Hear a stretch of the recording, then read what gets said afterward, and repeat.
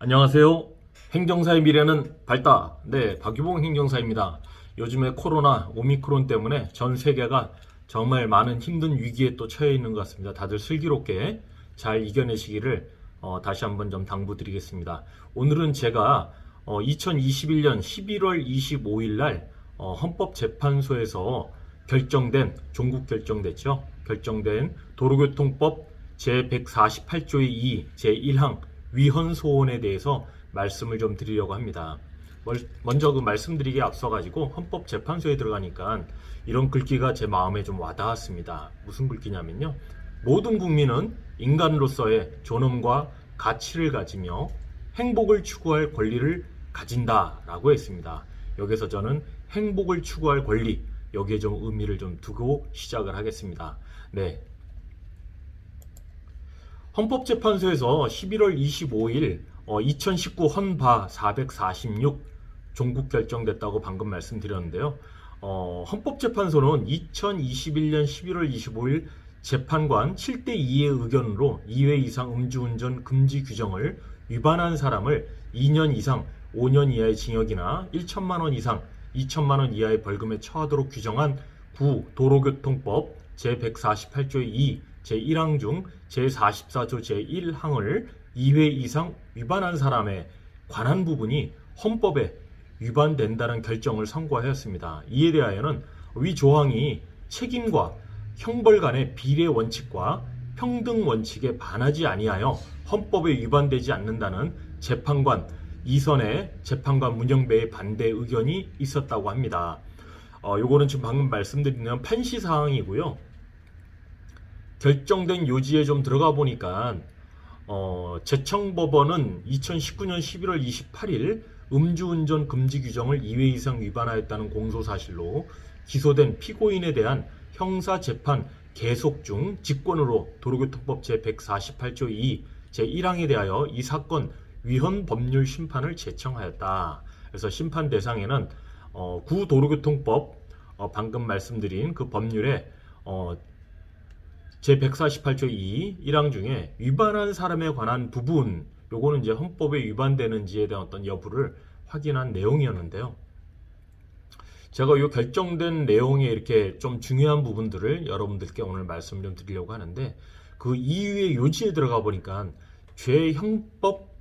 법정주의의 명확성 원칙 위반 여부가 어떠느냐라고 들여다보니 심판 대상 조항의 문헌, 그 다음에 입법 목적과 연역, 관련 규정과의 관계, 법원의 해석 등을 종합하여 볼 때 심판 대상 조항에서 도로교통법 제44조 제1항을 2회 이상 위반한 사람이라고 하면 2006년 6월 1일 이후 도로교통법을 위반해서 술에 취한 상태에서 운전을 했던 사실이 인정되는 사람으로서 다시 같은 조 1항을 위반하여 술에 취한 상태에서 운전한 사람을 의미함을 충분히 알 수 있으므로 심판 대상 조항은 죄형법정주의의 명확성 원칙에 위반된다고 할 수 없다라고 이렇게 했었고요. 책임과 형벌 간의 비례 원칙 위반 여부를 들여다봤을 때는 심판 대상 조항은 음주운전 금지 규정을 반복하여 위반하는 사람에 대한 처벌을 강화하기 위한 규정인데, 그 구성 요건을 제44조 제1항을 2회 이상 위반한 경우로 정하여 가중 요건이 되는 과거 음주운전 금지 규정 위반 행위와 처벌 대상이 되는 재발한 거죠. 재범 음주운전 금지 규정 위반 행위 사유에 아무런 시간적 제한이 없고 과거 위반 행위가 형의 선고나 유죄의 확정 판결을 받은 전과일 것을 요구하지도 않는다라고 했습니다. 그런데 과거 위반 행위가 예컨대 10년 이상 전에 발생한 것이라면 처벌 대상이 되는 재범 음주운전이 준법 정신이 현저히 부족한 상태에서 이루어진 반규범적 행위라거나 사회 구성원에 대한 생명, 신체 등을 반복적으로 위협하는 행위라고 평가하기는 어려워 이를 일반적 음주운전 금지 규정 위반 행위와 구별하여 가중 처벌할 필요성이 있다고 보기는 어렵다라고 이렇게 판시를 했습니다.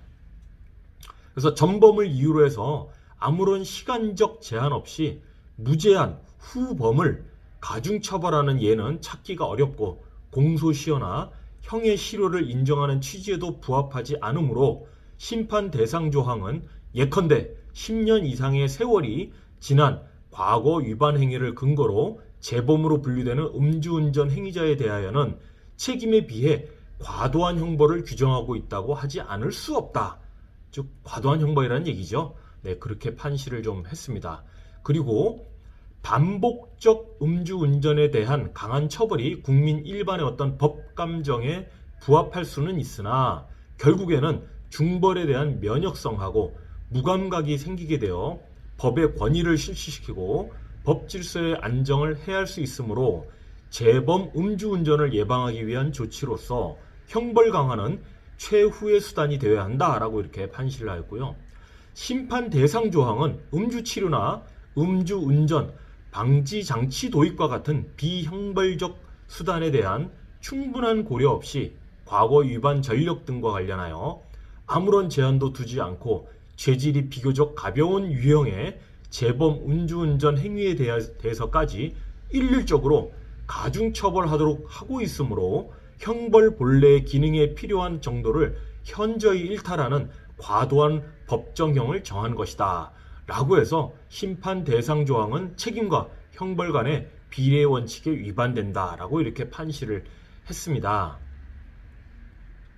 추가적으로 제가 한 가지 더 말씀을 드리면 재범 음주운전 행위는 과거 음주운전의 횟수와 시간적 간격, 위반 행위 당시 혈중 알코올 농도, 운전한 차량의 종류 등에 따라 불법의 차이가 있다고 하더라도 모두 반복된 음주운전 금지 규정 위반이라는 중요한 행위반 가치 지표에 의해서 다른 범죄들과 합리적으로 구별되는 동질의 범죄로 볼 수는 있습니다. 그러나 과거 위반 전력이 10년 전의 음주운전 행위라도 만취 음주운전으로 사망사고를 유발한 경우와 같이 죄질이 좀 매우 불량한 경우가 있을 수도 있고 그러한 전력을 가진 운전자가 다시 음주운전을 해서 교통 안전을 해하고 무고한 국민의 일반의 생명과 신체, 재산을 위협한 경우를 초범 음주운전자와 동일한 기준으로 처벌하는 것은 부당하다는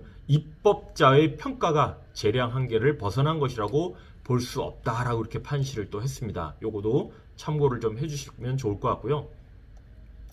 저는 무엇보다도 요번에 이 결정된 헌법재판소에서 중요한 내용은 바로 이 내용이라고 생각을 합니다.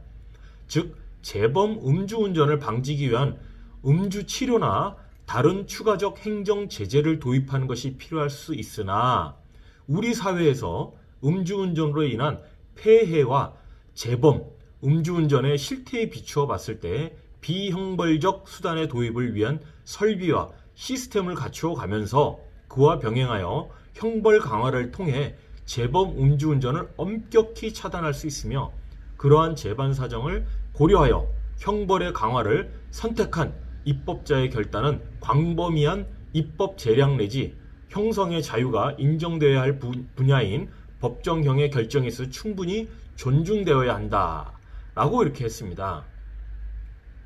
그래서 이 사건은 반복적인 음주운전 금지 규정 위반 행위에 대한 가중처벌을 규정하는 도로교통법 조항에 대하여 헌법재판소가 처음으로 위헌 여부를 판단한 사건입니다. 그래서 헌법재판소는 과거 위반 전력 등과 관련하여 아무런 제한을 두지 않고 죄질이 비교적 가벼운 재범 음주운전 행위까지 일률적으로 법정형의 하한인 징역 2년, 벌금 1천만 원을 기준으로 가중처벌하도록 하는 것은 책임과 형벌 사이의 비례성을 인정할 수 없다고 보아 헌법에 위반된다고 판단하였던 결과였습니다.